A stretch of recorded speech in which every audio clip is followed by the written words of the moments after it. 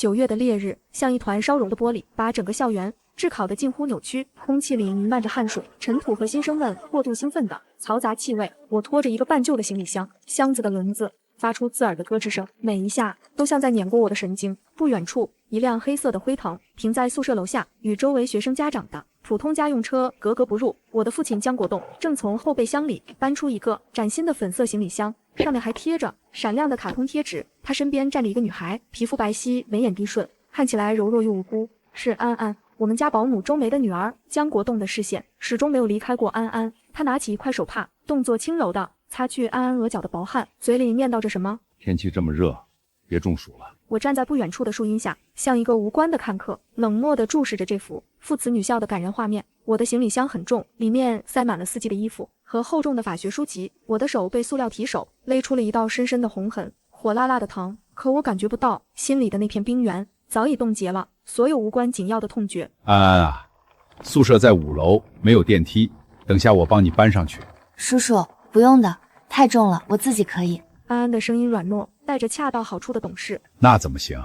你身体这么弱，累坏了怎么办？江国栋的语气里满是责备，却又透着溺爱。我安静地跟在他们身后，保持着不远不近的距离，看着江国栋一口气把那个巨大的粉色箱子扛上5楼，气喘吁吁，汗水浸湿了他名贵的衬衫后背。安安的宿舍是4人间，另外2个室友和家长已经到了，正在忙碌着。江国栋的出现立刻吸引了所有人的目光，他熟络地和众人打着招呼，派发着名片，谈笑风生，俨然一副成功企业家的派头。然后他开始为安安铺床，崭新的床垫，柔软的被褥，他铺得不苟，连褶皱都抚平。接着是挂蚊帐，他一个1.8米几的大男人踩在晃晃悠悠的凳子上，笨拙却又无比认真。安安在一旁递着东西，时不时甜甜地喊一声叔叔小心点儿。整个宿舍里都回荡着他们温馨的互动。一个室友的妈妈忍不住羡慕地说，小姑娘，你爸爸对你真好啊。安安羞涩地笑了笑，没有承认也没有否认。江国栋的脸上则是一副理所当然的骄傲。我站在宿舍门口，像一个找不到自己位置的幽魂，直到他挂好蚊帐，从凳子上下来，转头擦汗的瞬间，才终于看见了我。他的脸上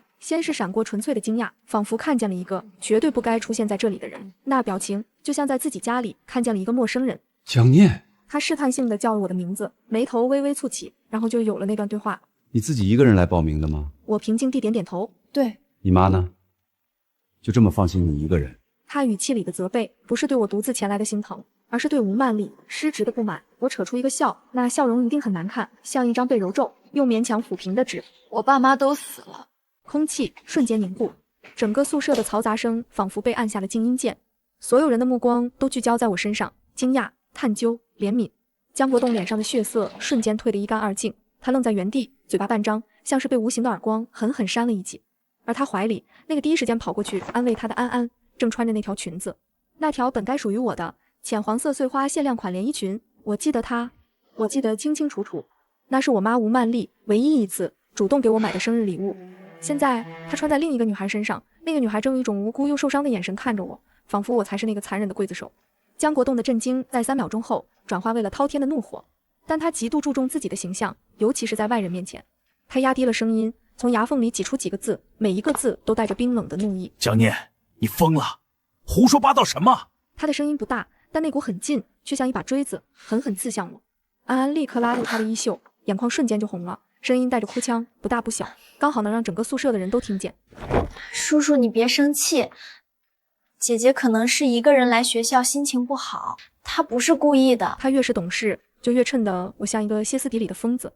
周围的窃窃私语声响了起来。这是她姐姐，亲姐姐吗？怎么这样说话？是啊，看起来好没礼貌，她爸爸对那个妹妹多好啊。我看着安安身上那条裙子，那布料在灯光下泛着柔和的光泽。我记得12岁生日那天，妈妈破天荒的没有带上安安，只带我一个人去了市中心最高档的商场。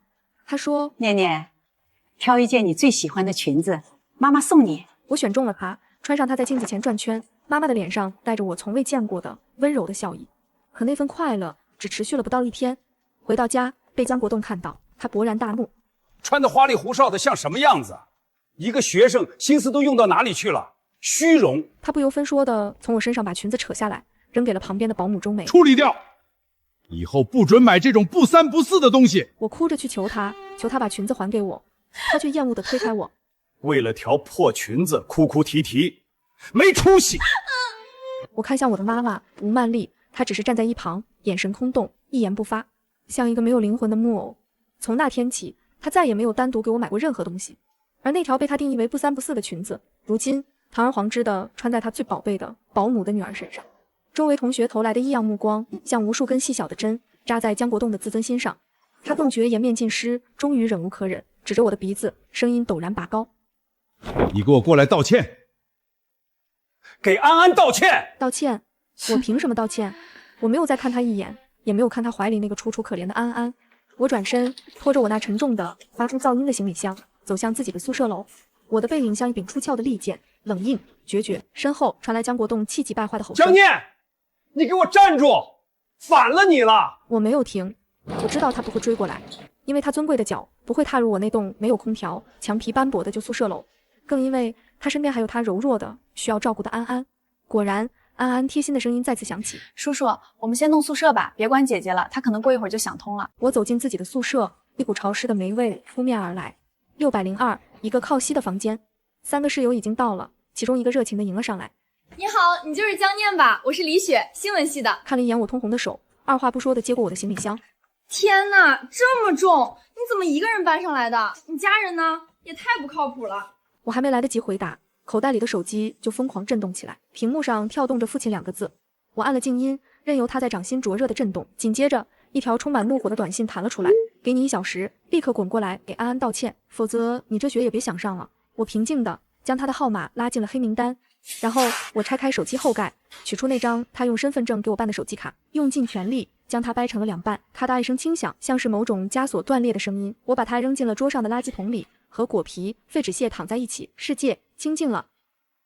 姐妹，你有点酷。我扯了扯嘴角，想笑，却发现脸部肌肉无比僵硬，那是一种获得短暂自由后混杂着茫然和刺痛的感觉。夜幕降临，宿舍里的喧嚣渐渐平息。李雪是个自来熟，拉着我聊东聊西，从学校食堂的八卦聊到新闻系的奇葩教授，我有一搭没一搭的应着，努力让自己看起来像个正常的大学新生。就在这时，宿舍里那台老旧的座机电话突兀地响了起来，叮铃铃，尖锐的声音划破了夜晚的宁静。离电话最近的李雪顺手接了起来：喂，你好，这里是602宿舍。电话那头似乎说了什么，李雪愣了一下，然后把话筒递给了我，用口型无声地说：找你的。我接过话筒，一股冰冷的塑料味传来。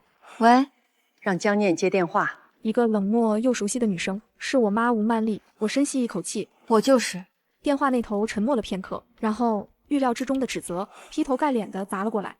江念，你今天在学校跟你爸闹什么啊？安安那么懂事，你怎么就不能学学他？你爸的脸都让你丢尽了。没有一句关心，没有问我一个人报到顺不顺利，没有问我吃晚饭了没有，开口就是为了她的丈夫和那个懂事的安安。我的心在那一刻沉到了底，但我没有像往常一样沉默或者麻木的道歉。我反问她，声音平静的像一潭死水：妈，你还记得那条浅黄色碎花裙子吗？电话那头骤然沉默了，长久的死寂一般的沉默。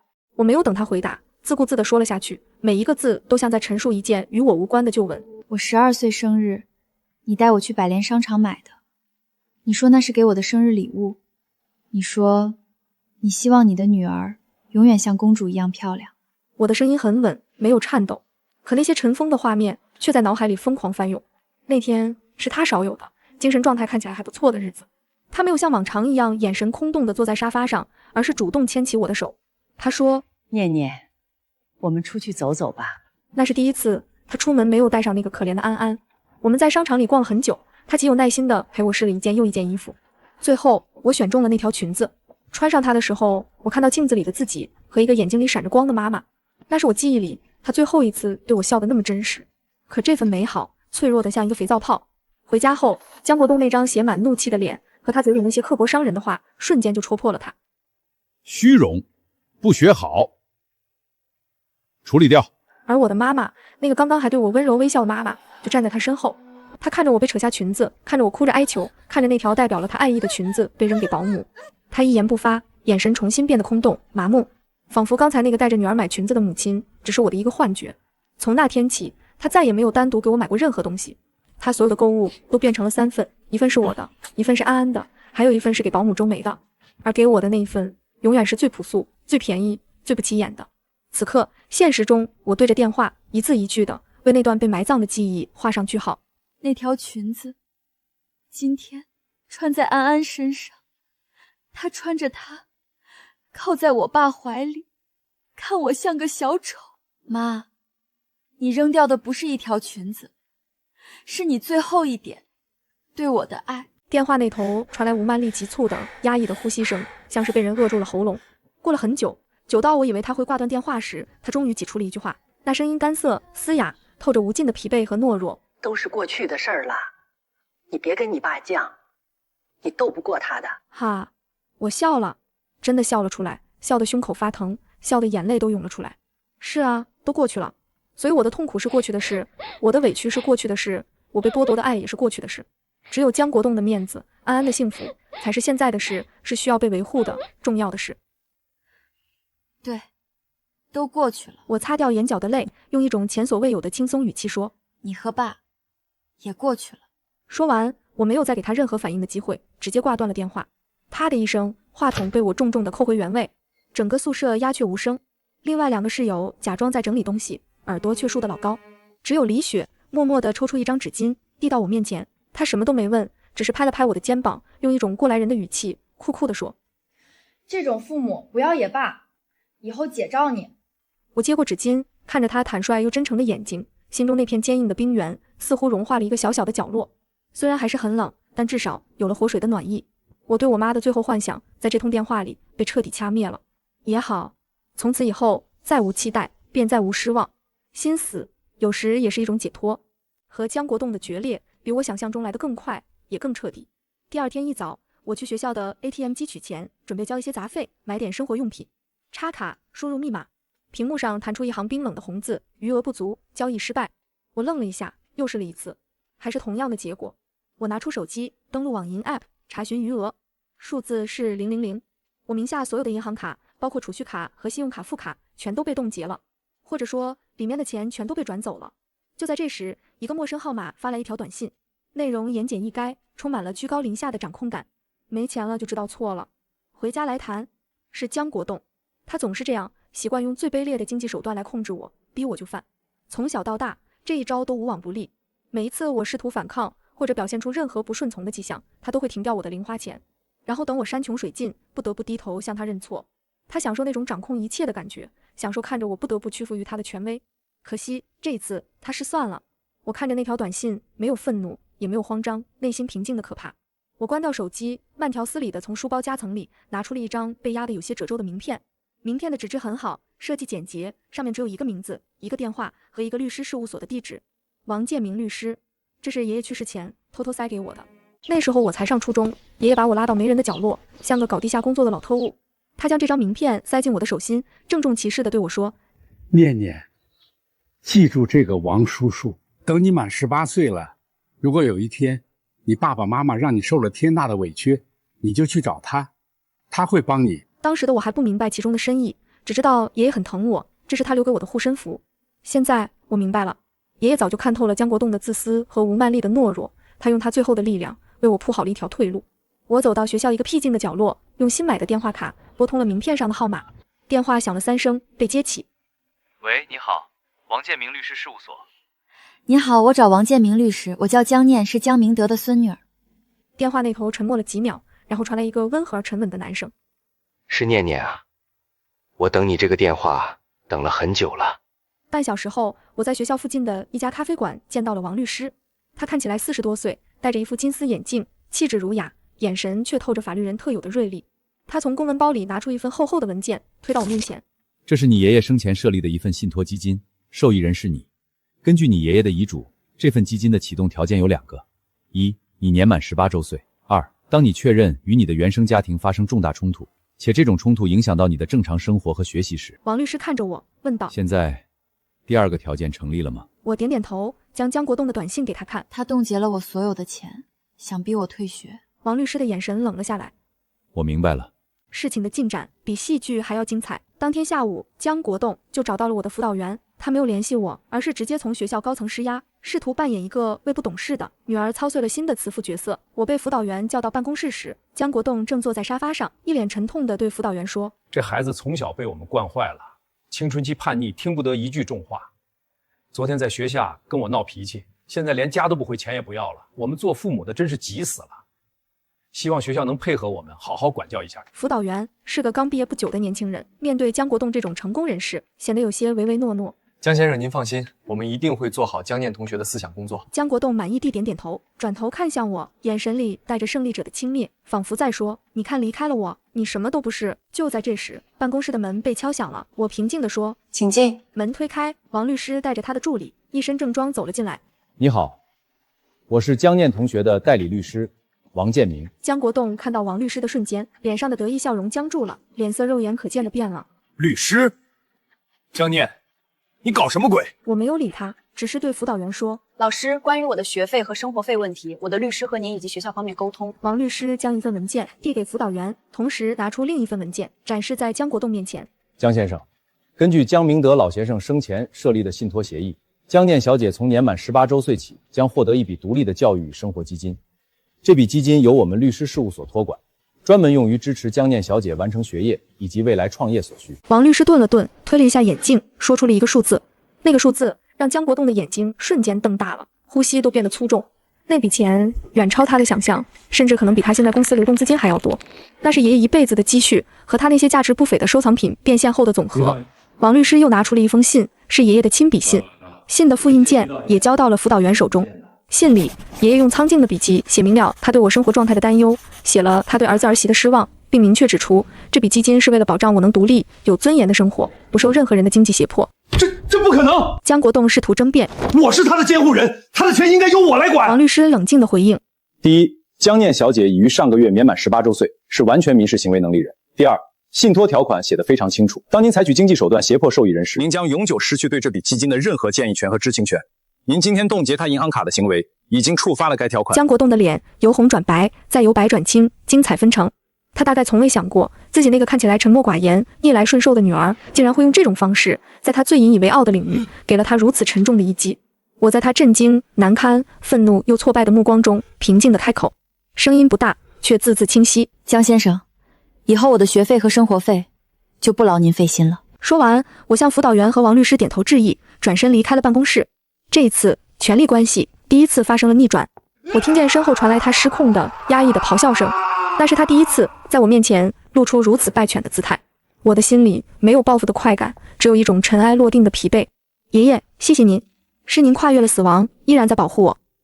经济封锁的手段宣告失败，江国栋显然没有善罢甘休，他自己不出面了，一出完美的慈父寻女戏码被我搅得灰头土脸，他丢不起这个人。于是他的贤内助和乖女儿登场了。很快，我的手机开始被各种陌生的亲戚电话轰炸，这些人我一年到头都见不到一次，此刻却像是最关心我的长辈，对我展开了轮番的道德审判。念念啊，你怎么这么不懂事儿？你爸爸多不容易，你怎么能当众让他下不来台呢？你这孩子就是被惯坏了，白眼狼。没有你爸，你能上这么好的大学？安安多好的一个女孩子，你当姐姐的就不能让着她点吗？嫉妒心怎么这么强？我一概不接，接通一个，拉黑一个。没多久，校园的匿名论坛上，一个帖子悄然飘红，标题是扒一扒我那个蛇蝎心肠的富家女姐姐。帖子里没有指名道姓，但所有的细节都指向了我。发帖人自称是一个被好心人收养的女孩，从小寄人篱下，活得小心翼翼。而收养她的叔叔有一个亲生女儿，性格乖张，骄纵任性。帖子里写道，这位姐姐看不起她，经常对她冷暴力，最近更是在大学开学典礼上，因为一点小事当众诅咒自己的父亲，让一家人颜面尽失。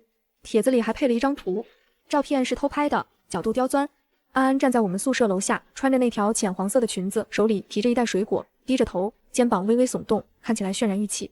而照片的背景里，我宿舍的窗户紧闭着，窗帘拉得严严实实，一张完美的恶女巨贱可怜妹妹的写实图。帖子下面的评论不堪入目，这种富家女最恶心了，仗着自己有几个臭钱就欺负人。妹妹好可怜，抱抱妹妹。建议人肉这个姐姐，让她在学校里出名。李雪把手机摔在桌子上，气得直发抖。我靠，这绿茶的段位也太高了吧，还会打舆论战了。我看着那个帖子，眼神冰冷。我知道这背后少不了周梅的指点，那个在我家隐忍了10几年的女人，最擅长这种背后捅刀子的阴损招数。他们想毁了我的名声，让我在学校里寸步难行。别急，我按住李雪的手。他会自己送上门来的。果不其然，第二天下午，安安就带着那袋照片里的水果出现在了我们宿舍门口。他敲了敲门，探进一个头，怯生生地问：“姐姐，你在吗？”当时宿舍里只有我和李雪。李雪翻了个白眼，没做声。我坐在椅子上，头也没抬。安安走了进来，将水果放在我的桌子上，声音柔弱的能掐出水来：“姐姐，你别生爸爸的气了，都是我的错，我不该穿那条裙子，也不该让叔叔送我来学校。”他说着，眼圈又红了，晶莹的泪珠在眼眶里打转，要掉不掉，是我见犹怜的最高境界。他算准了我宿舍里还有其他人，特意挑了这个时间来表演。可惜他失算了。李雪直接从上铺探出头来，火力全开：“哎，我说你这人有意思啊，上来就哭哭啼啼的，不知道的还以为我们宿舍集体霸凌你了呢。你没错，你哭什么？在这演琼瑶剧呢。”李雪是新闻系的，嘴炮能力 max， 一连串的质问直接把安安给问懵了。安安的眼泪就那么尴尬的卡在了眼眶里。我没有理会他的表演，从抽屉里拿出了一个新买的录音笔，按下了录音键。红灯闪烁，我抬起头，第一次正眼看他，目光平静而锐利。安安，我们把话说清楚。我的声音不大，却带着一种不容置疑的冷静。安安被我的眼神和那只录音笔吓得后退了一小步，脸上的委屈表情有些挂不住了。你不是我继妹，更不是我亲妹，你妈是我家的保姆，从法律和伦理上，我都没有任何义务要让着你。这条裙子不是我不让你穿，而是我爸从我这里抢走然后送给你的，它是我妈买给我的生日礼物，不是一件可以随意丢弃和转赠的垃圾。你穿在身上不觉得膈应吗？我说我爸妈都死了，指的是情感上。从他们选择忽视我、伤害我的那一刻起，在我心里他们就已经死了。我不会再认他们，也不会回那个所谓的家。所以收起你这套可怜兮兮的表演，别再来打扰我的生活。我的每一句话都像一把手术刀，精准地割开了他那层柔弱无辜的伪装，露出底下那点自私又贪婪的内核。安安的脸色由红转白，嘴唇哆嗦着，一个字都说不出来。他大概从未见过我这样咄咄逼人的一面。在他眼里，我应该永远是那个沉默、阴郁，可以任由他和他母亲拿捏的背景板。李雪在一旁看得叹为观止，等安安落荒而逃后，他立刻抢过录音笔：“姐妹，牛逼！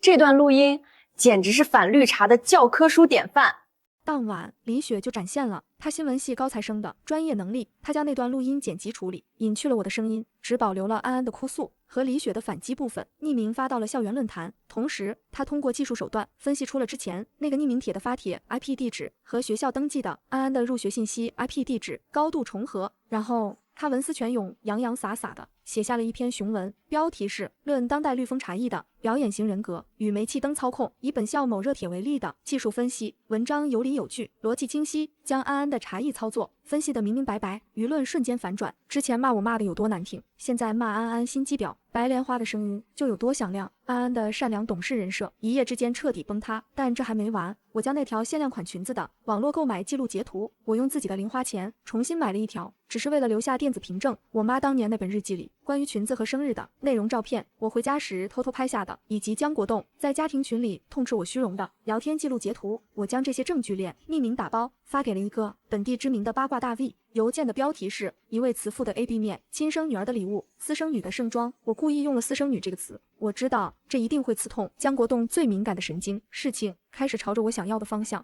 一步步发酵，矛头不再指向我这个不孝女，而是隐隐指向了那个极度爱惜羽毛、注重社会名声的好父亲江国栋。安安和周梅想用舆论毁掉我，那我就让他们看看什么才是真正的舆论的力量。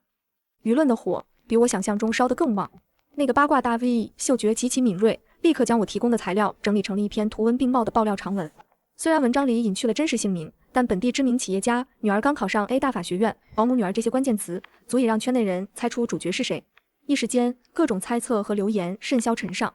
江国栋的公司虽然不大，但在本地也算小有名气。他一向以爱家重情的形象示人，这篇爆料无疑是在他精心打造的人设上狠狠地划了一刀。据说公司的股价因此受到了轻微的波动。对于视名声和金钱如命的江国栋来说，这比打他一顿还难受。可想而知，他会把这股怒火发泄到谁身上。果然，那个周末，我接到了吴曼丽的电话，是在深夜11点。电话接通，那头传来的不是她的声音，而是一阵压抑的、撕心裂肺的哭声。背景音里夹杂着男人暴怒的咒骂和东西被砸碎的声音。你教出来的好女儿，现在全城的人都在看我的笑话。我早就说过，她就是个养不熟的白眼狼，跟你一样，骨子里就带着贱。吴曼丽，我告诉你，这事儿没完。然后是吴曼丽带着哭腔的哀求：国栋，你别这样，念念她还小，他都18了，他就是故意要毁了我。电话那头传来一声巨响，似乎是什么东西被狠狠摔在了地上，紧接着是吴曼丽的尖叫。我的心猛地揪了一下，虽然早已对她失望透顶，但听到她的哭声，我还是无法做到完全的无动于衷。毕竟她是我妈。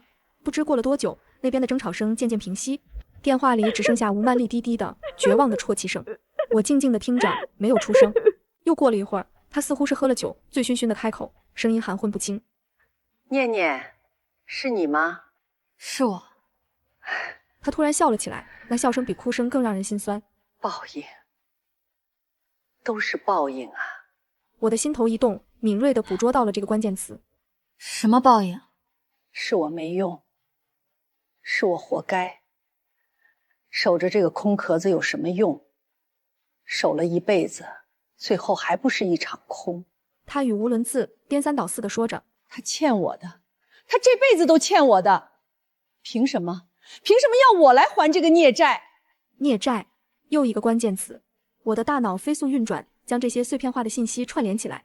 报应，孽债，他欠我的，一个荒唐又可怕的念头在我脑海中第一次有了清晰的轮廓。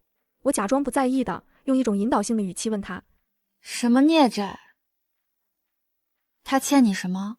或许是孽债这2个字刺激到了他，电话那头的吴曼丽突然清醒了过来，她的哭声戛然而止，呼吸变得急促而惊恐。你别乱问，小孩子家家的懂什么？她的语气瞬间变得尖锐而警惕，仿佛我是什么想要窥探她最黑暗秘密的魔鬼。没事了，我挂了。她惊慌失措的，几乎是仓皇的挂断了电话。听着话筒里传来的嘟嘟忙音，我站在原地，久久没有动弹。这个电话虽然没有得到确切的答案，却让我100%地确定，江国栋对安安超乎寻常的偏爱，绝对不是心善可怜他那么简单。他们之间一定有一个巨大的见不得光的秘密，而这个秘密的核心就藏在孽债这2个字里。我必须弄清楚真相，不仅仅是为了报复，更是为了给我这被偷走的莫名其妙痛苦了18年的人生一个交代。我开始计划，作为一个法学生，我知道任何指控都需要证据，尤其是能一击致命的证据。周末，我以回家取几件厚衣服为借口，回了那个名存实亡的家。开门的是周梅，她看到我，脸上闪过不自然，但很快又换上了那副温顺朴实的伪装。大小姐回来啦。她的语气不咸不淡。江国栋和吴曼丽都不在家，安安也没在，这正合我意。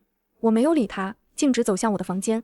我的房间在2楼的角落，最小也最阴暗。周梅跟在我身后，像个监工。先生和太太不在家，你拿完东西就早点回学校吧，免得他们看见你又生气。她假惺惺地说。我停下脚步，转头看着她。周阿姨，你在我们家1个月工资多少？她愣了一下，没料到我会问这个。这是先生给的，大小姐问这个做什么？我只是好奇。我微微一笑。什么样的工资能让你这么尽心尽力，不仅照顾我们一家人的生活，还顺便把江国栋先生也照顾得那么妥帖？我特意加重了照顾2个字。周梅的脸色瞬间就变了，那张老实巴交的脸上第一次露出了些许的慌乱和恼怒。大小姐，你这话是什么意思啊？我听不懂。听不懂吗？我步步紧逼。那我说的再明白一点，你女儿身上那条裙子价值不菲吧？你一个保姆买得起？还是说是江国栋先生格外疼爱你的女儿？这些话像一把刀子戳向了他最敏感的地方。周梅的伪装终于被撕破了，她有些气急败坏地尖叫起来。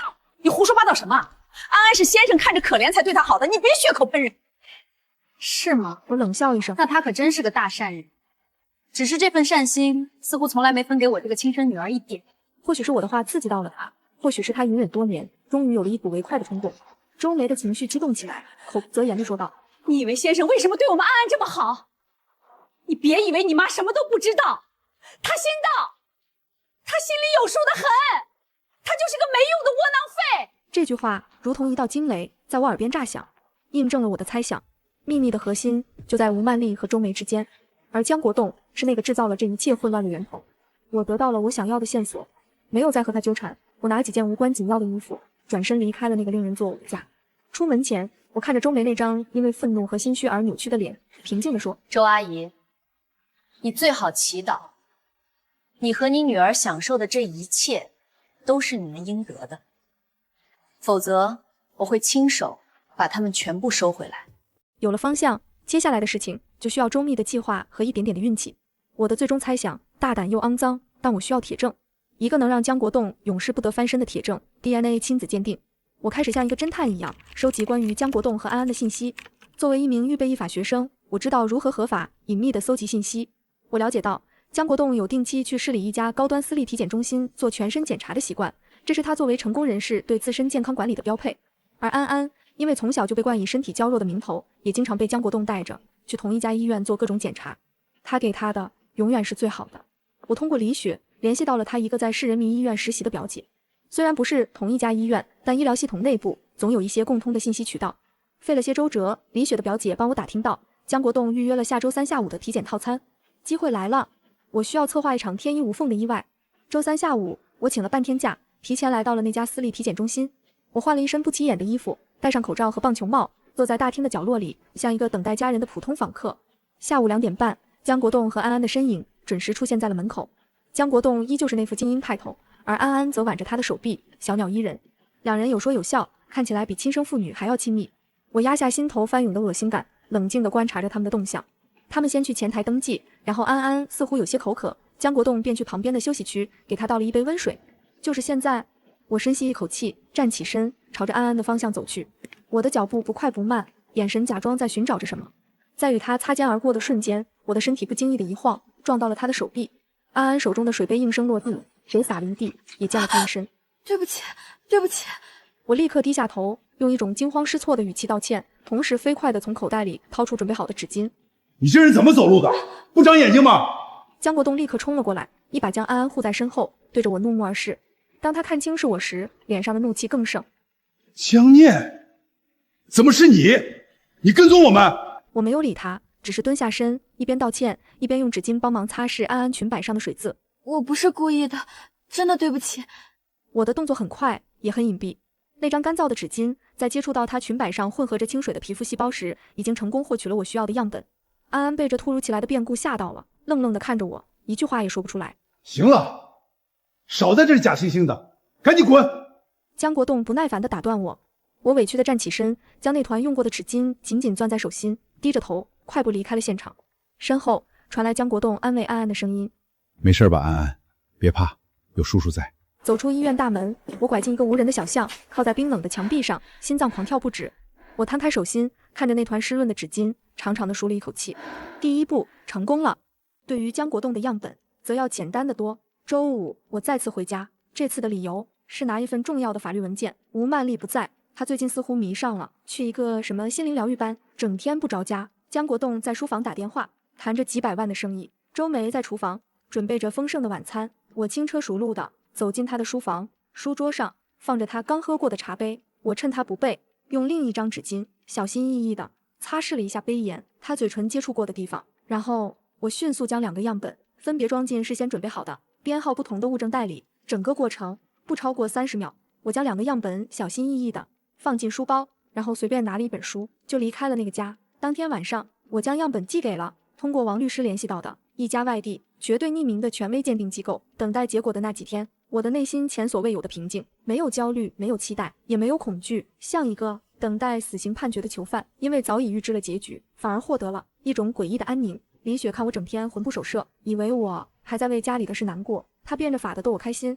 拉我去吃好吃的，带我去看电影，我都很配合的笑着闹着，只是我自己知道，那笑容根本抵达不了我的心底。1周后，我的加密邮箱里收到了一封新的邮件，发件人是那家鉴定机构。我点开邮件，输入了复杂的密码，一份 PDF 格式的报告缓缓加载出来。我直接拉到最后一页，那里的结论简单清晰又残酷。根据 DNA 分析结果，被鉴定人 A 江国栋样本与被鉴定人 B 安安样本支持存在亲生父女关系，侵权概率为 99.9999%。我看着那行红色的加粗的结论，没有哭也没有愤怒，我反而笑了，发自内心的畅快的笑了。原来如此，原来我长达18年的痛苦，被忽视，被嫌弃，我所有的不解和困惑，根源竟然是如此的肮脏，又如此的简单。我不是不够好，我只是挡了他们真爱结晶的路。我是那个不该存在的，提醒着他们婚姻失败的多余的人。我将报告完完整整的打印了3份，用一个牛皮纸袋郑重的封好。这是我审判他们的最终武器，是开启一场盛大复仇的邀请函。我约吴曼丽见面的地点在我爷爷的墓前，这个地方对他，对我，对我们这个破碎的家都有着特殊的意义。爷爷是这个家里唯一一个真心疼爱过我的人，也是唯一一个敢当面指责江国栋为我撑腰的人。我到的时候，吴曼丽已经在了，她穿着一身黑色的衣服，站在墓碑前，身形消瘦，像一阵风就能吹倒。听到我的脚步声，她回过头，脸上带着疲惫和茫然。念念，你找我来这里有什么事吗？我没有回答她，只是走到墓碑前，将那个牛皮纸袋轻轻地放在了冰冷的石台上。妈，你还要骗我到什么时候？我的声音很轻，但在空旷的墓园里却显得格外清晰。吴曼丽的视线落在那个牛皮纸袋上，眼神里充满了困惑和不安。我打开纸袋，拿出那份 DNA 鉴定报告，摊开放在她面前。那型红色的父女关系成立的结论，像一记烙印，狠狠地烫在了她的眼睛里。吴曼丽的身体剧烈地晃动了一下，她脸上的血色以肉眼可见的速度褪去，变得惨白如纸。她难以置信地看着那份报告，又猛地抬起头看着我，嘴唇哆嗦着想说什么，却发不出任何声音。扑通一声，她双腿一软，整个人瘫软地跪倒在了地上，仿佛全身的力气都被抽干了。下一秒，压抑了近20年的绝望的哭声终于从她的喉咙里迸发出来。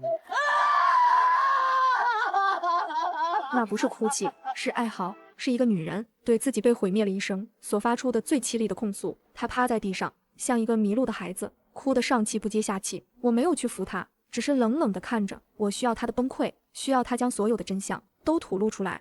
哭了很久，她终于停了下来，断断续续地讲述了那个被埋藏了18年的肮脏的秘密。当年她刚怀上我的时候，孕期反应严重，江国栋便从老家找来了远房亲戚周梅来城里当保姆照顾她。那时的周梅朴实勤快，嘴也甜，吴曼丽对她很好，拿她当亲姐妹看待。可她没想到，她引来的是一条毒蛇。在她怀孕最辛苦、最需要丈夫关怀的时候，江国栋和年轻的周梅在她眼皮子底下搞在了一起。更狗血的是，周梅也怀孕了，只比吴曼丽晚了2个月。吴曼丽发现的时候如遭雷击，当场就要离婚。但那时的江国栋事业刚起步，正需要一个贤内助和稳定的家庭来装点门面。他跪下来求他，声泪俱下的忏悔，说自己只是一时糊涂，求他看在未出世的孩子的份上原谅他。他承诺会立刻让周梅打掉孩子，然后把他送回老家，永不相见。心软的吴曼丽为了给我一个完整的家，选择了妥协。可他低估了周梅的手段，也高估了江国栋的担当。周梅以死相逼，死活不肯打掉孩子，硬是把安安生了下来。孩子生下来后，江国栋再次故技重施，跑到吴曼丽面前痛哭流涕，说孩子是无辜的，说周梅一个女人家带着孩子太可怜。于是他以收留可怜的保姆和他无父的女儿为名，堂而皇之的将这对母女养在了家里。从那一刻起，吴曼丽的心就死了。她恨江国栋的背叛和虚伪，恨周梅的阴险和贪婪，但她最恨的是自己的懦弱和无能。她不敢离婚，怕被人指指点点，怕失去江太太的身份。于是她把对丈夫的恨转嫁了一部分到我的身上，因为我的存在时时刻刻提醒着她，这段婚姻是多么的失败和可笑。她开始对我冷漠，对我忽视，用这种方式来报复江国栋，也报复她自己。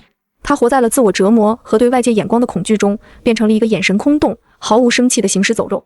而江国栋则将对周梅母女的愧疚全部转化为了病态的溺爱和补偿。他对安安越好，就越显得自己有情有义，仿佛这样就能洗刷掉他婚内出轨的污点。而对我这个亲生女儿的忽视，则成了他平衡内心负罪感的砝码。多么可悲又多么可笑的逻辑！我静静地听完这个长达18年的案子，内心毫无波澜，没有同情，没有怜悯。我看着眼前这个哭得形容枯槁的女人，平静地做出了我的判决。你的懦弱毁了你，也毁了我。但从今天起，我的人生我自己负责。吴曼丽抬起泪眼婆娑的脸看着我，嘴唇颤抖。念念，妈妈错了，你原谅妈妈好不好？原谅？我笑了。我有什么资格原谅你？你应该祈求的是18年前那个满心欢喜、期待着孩子出生的你原谅现在的。我蹲下身，从他的包里拿走了我需要的东西。他那几本写满了当年痛苦和怨恨的日记，这是我复仇计划中最后一块，也是最沉重的一部分。这些，我先借用一下。我说，等一切结束了，我会还给你。到时候是继续守着你的坟墓，还是选择新生，你自己决定。我站起身，最后看了一眼爷爷的墓碑。爷爷，我要替您清理门户了。说完，我转身离开，将吴曼丽的哭声和这个埋葬了我最后一点亲情的墓园远远地抛在了身后。我主动给江国栋打了一个电话，在拉黑他半个多月后，电话接通的瞬间，那头传来他压抑着怒火又带着意外的声音：你还知道打电话回来？我没有理会他的质问，用一种无比平静，甚至带着疲惫和示弱的语气说：“爸，我想了很久，一个人在外面挺难的。”电话那头沉默了，我能想象到他此刻挑起眉毛，等待下文的模样。我想通了，一家人没有隔夜仇，是我太任性了。这个周末我能回家吃顿饭吗？我们好好谈谈。我的语气缓和，带着恰到好处的怯懦和悔意，这正中江国栋的下怀。他果然大喜过望，语气瞬间就软了下来，带着一种胜利者的宽宏大量。你能想通就好，早就跟你说了，胳膊拧不过大腿。你一个学生离了家，你能做什么？行了，周末回来吧，我让你周阿姨给你做你最爱吃的糖醋排骨，这事儿就算过去了。他以为他的经济封锁虽然失败了和舆论攻击终于让我屈服了，他以为他还是那个掌控一切的大家长，他太自负了，自负到看不见我平静语气下那汹涌的杀意。周末我如约回到了那个家，推开门，一股久违的浓郁的饭菜香味扑面而来。周梅系着围裙，满脸堆笑的从厨房里走出来，那笑容里带着掩饰不住的得意。大小姐回来了，快洗手准备吃饭吧。先生专门吩咐我做了你爱吃的菜。她看起来像这个家的女主人。安安也从楼上下来，换了一身新的公主裙，亲热的走过来，想要挽我的胳膊。姐姐，你可算回来了，我跟叔叔都好想你。我不动声色地避开了她的手。饭桌上摆满了丰盛的菜肴，江国栋坐在主位上，红光满面，心情极好。他以长辈的口吻对我进行了一番教导。念念啊，你现在是大学生了，是成年人了，要学会懂事，要顾全大局。我知道你对安安有点误会。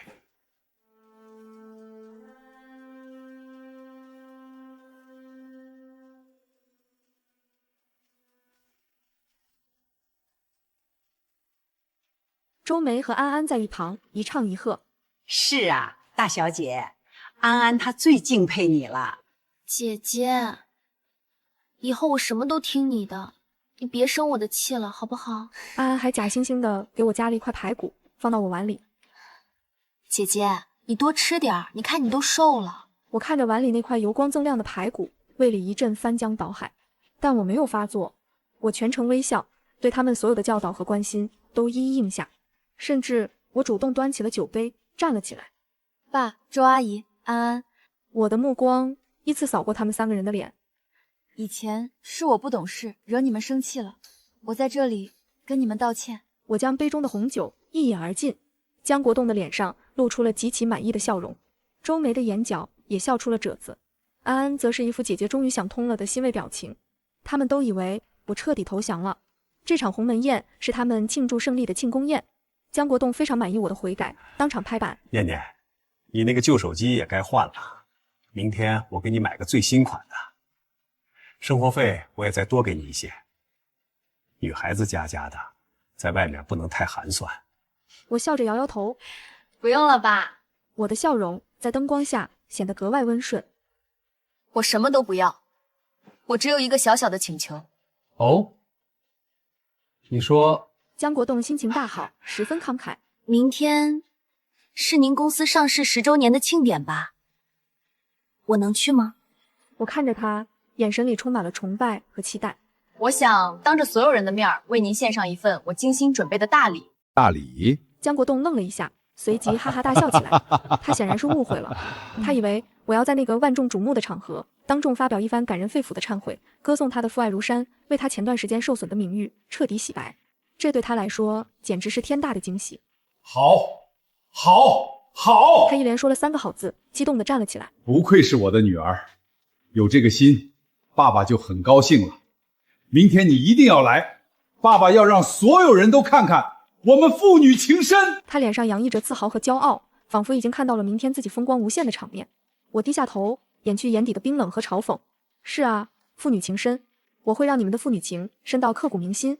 我举起酒杯，再次向他们示意。那我再敬大家一杯，祝爸爸明天一切顺利。我看着他们3个人其乐融融的虚假画面，内心冷如寒冰。最后的晚餐结束了，审判日的黎明即将来临。江国栋公司的10周年庆典选在城中最豪华的5星级酒店宴会厅，现场名流云集，觥筹交错，媒体的长枪短炮闪烁不停。江国栋作为今天绝对的主角，穿着一身高定西装，容光焕发，游刃有余地穿梭在宾客之中，享受着所有人的吹捧和恭维。周梅和安安也打扮得珠光宝气。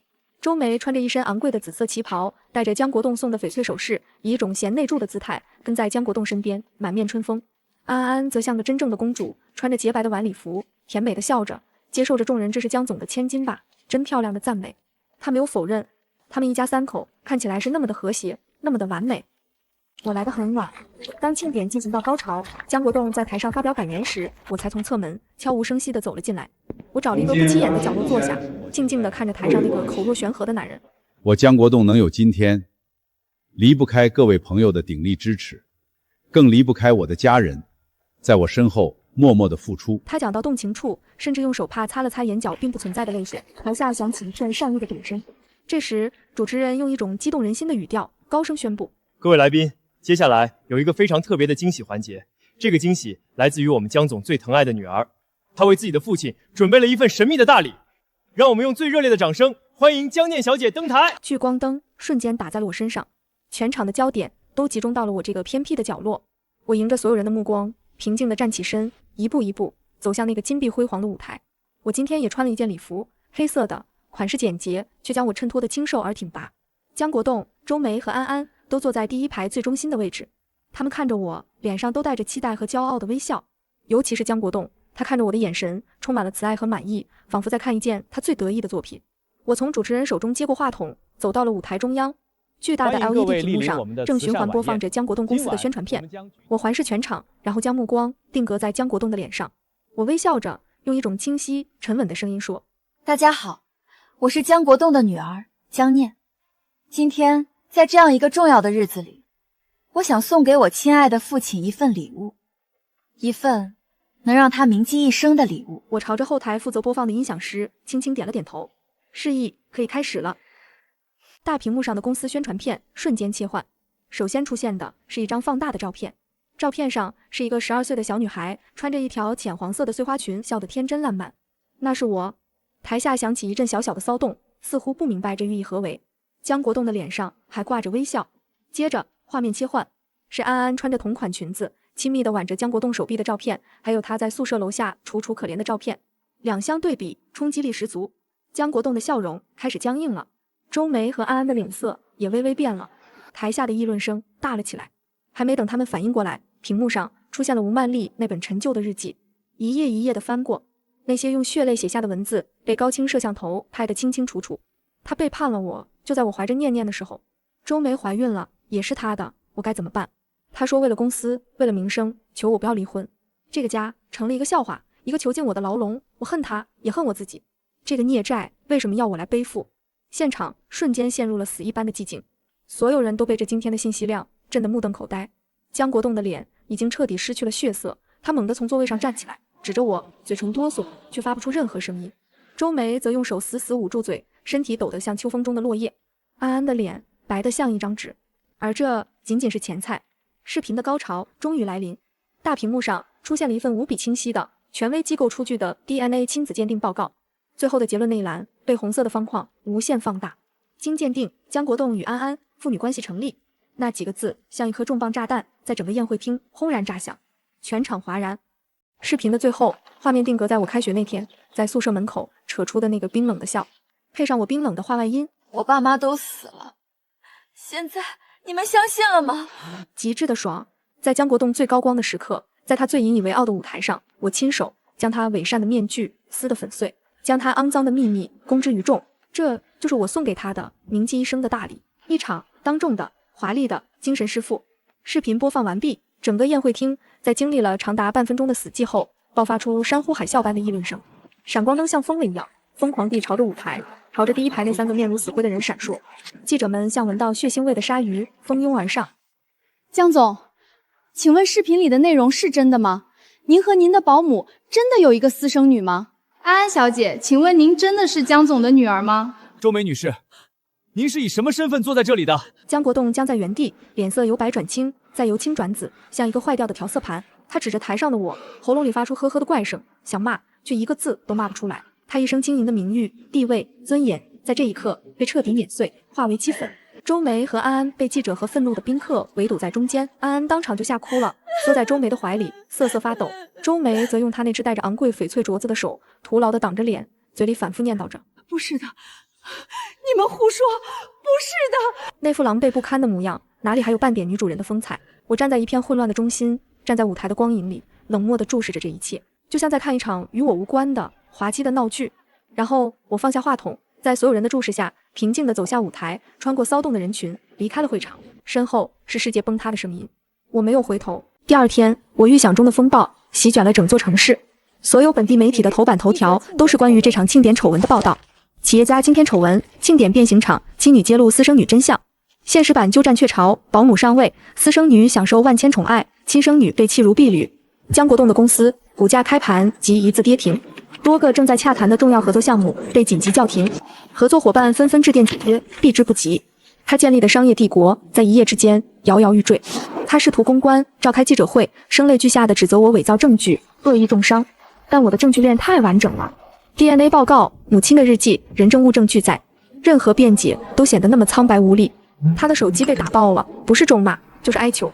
他疯狂地给我打电话、发信息，内容从最恶毒的诅咒到最卑微的哀求。强念，你这个畜生，我要杀了你！念念，爸爸错了，你回来吧，我们好好谈谈，你想要什么，爸爸都给你。求求你，出来澄清一下，就说是你开的玩笑好不好？爸爸给你跪下了。我一条都没有回复，只是看着那些信息，像在看一个陌生人的笑话。至于周梅和安安，他们的下场更惨，他们被愤怒的网民人肉搜索，住址、电话、过往的一切都被扒得底朝天。他们成了全城唾骂的小三和私生女，他们家门口被泼了油漆，写满了各种侮辱性的词语。安安被他所在的大学紧急约谈，最后不得不办理了休学。他们梦寐以求的上流社会，以最羞辱、最残酷的方式将他们彻底驱逐。他们从云端跌落泥潭，摔得粉身碎骨，而我只是隔岸观火，冷眼旁观。恶人自有恶报，我不过是轻轻地推了一把。1个月后，江国栋的公司正式宣布破产清算。压垮他的最后一根稻草是吴曼丽。在经历了最初的崩溃和痛苦后，吴曼丽在家人的陪伴和心理医生的疏导下，终于选择了站出来。她向法院提起了离婚诉讼，并提交了江国栋婚内出轨、转移夫妻共同财产的全部证据。这场离婚官司成了压倒江国栋信誉的最后一击。他失去了一切，公司、名誉、家庭、金钱，仿佛一场绚烂的烟火，在升到最高点后骤然熄灭，只留下一地灰烬。再次见到他是在我的大学门口，他看起来像是瞬间老了20岁，头发花白，身形佝偻，脸上布满了深刻的皱纹，眼神浑浊而空洞。他穿着一件洗得发白的旧夹克，站在秋风里，显得那么萧瑟和落魄。他拦住了我。念念，他的声音沙哑得像被砂纸磨过。他从口袋里掏出一张银行卡，颤颤巍巍地递到我面前。这里面是我剩下的最后一点钱了，你拿着，好好上学。我看着那张卡，没有接。江国栋先生，我平静地纠正他的称呼。我们已经没有关系了。念念，爸爸错了。他老泪纵横，浑浊的眼睛里流下2行悔恨的泪水。我真的错了，我不该那样对你。他开始说起小时候，说他也曾抱过我，给我买过玩具，说他也曾爱过我。那些遥远的快要褪色的记忆被他在此刻提起，只让我觉得无比讽刺。我打断了他。你错的不是不爱我，而是你根本不配为人父。你的爱廉价又自私，你的爱需要靠伤害另一个人来证明，你的爱建立在另一个人的痛苦之上。这种爱我嫌脏。我的每一句话都像一把刀，插进他早已千疮百孔的心。他呆呆地看着我，嘴唇翕动，却说不出一句反驳的话。没过多久，安安和周梅也找到了我，他们比江国栋还要狼狈。周梅的脸上再也没有了往日的精明和算计，只剩下无尽的怨毒和不甘。安安则彻底失去了往日的光彩，眼神怯懦，形容憔悴。他们来求我，希望我能高抬贵手，放过他们。安安甚至扑通一声跪在了我面前，哭着求我：姐姐，我错了，你原谅我吧，你让那些人不要再骂我了，我快要活不下去了。我看着跪在地上的他，内心没有波澜。你的悲剧不是我造成的，我冷冷地说，是你的母亲和你所谓的叔叔，是他们的贪婪和自私毁了你的人生，去找他们。别来脏了我的路。我绕过他们，准备离开。江国栋在身后用尽最后力气，嘶吼道：“江念，我到底是你的父亲，你不能这么对我。”我停下脚步，没有回头。从我决定改姓，跟随母姓的那一刻起，江国栋先生，我们就已经从法律到情感再无任何关系了。你不是我的父亲，你只是一个和我母亲有过一段失败婚姻的陌生男人。说完，我抬步离开，再也没有回头。迟来的忏悔一文不值，它无法弥补已经造成的伤害，反而更凸显了过去的残忍。精神上的胜利，法律上的切割，这场旷日持久的战争终于以我的完胜落下了帷幕。我获得了彻底的自由。